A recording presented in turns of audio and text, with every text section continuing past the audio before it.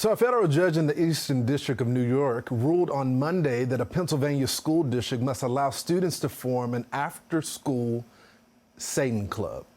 The lawsuit was supported by the ACLU, who called the ruling a, quote, victory for free speech and religious freedom. You may think it's cruel to allow a minor to identify publicly as fringe, weirdos, and losers at such a young age. But Satanists want you to shed your bias. Satanists are totally normal people. They just like me and you. They even got together in Boston this weekend to show the world how well adjusted they are. Here's a video from this weekend with the devil.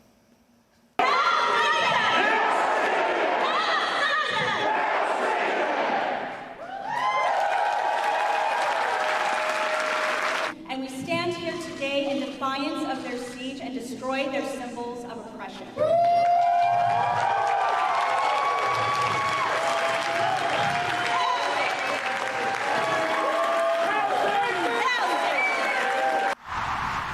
And just to be clear, they were ripping up the Bible. Lucien Greaves is the founder of the Satanic Temple, and he joins us now to play devil's advocate. Lucien, what is you guys' purpose with young people at schools, in their clubs, and what is your influence? What is your objective?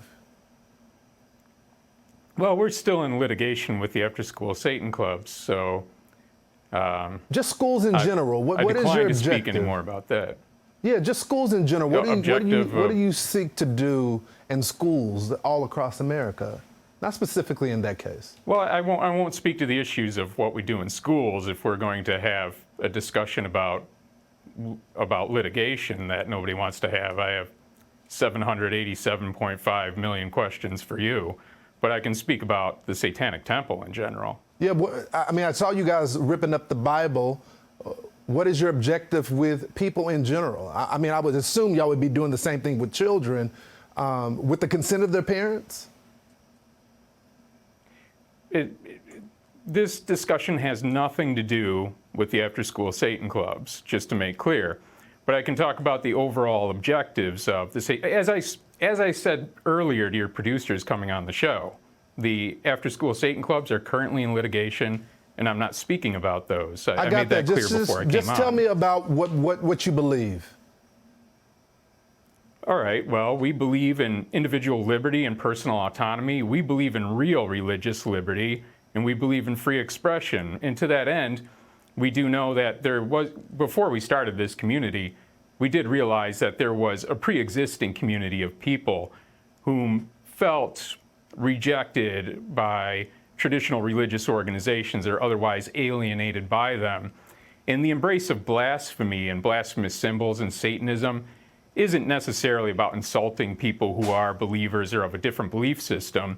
It's more of a commentary of personal independence from superstition that may have been weighed upon people in their own lives that they've then rejected and found positive values in the rejection of. Forgive me, Lucien, I don't mean to interrupt you, but what do you guys gain for ripping up Bibles? Like, what symbolic measure is that for you? Do you guys get special powers for doing that? Does your God, whoever, the devil, does he reward you in hell?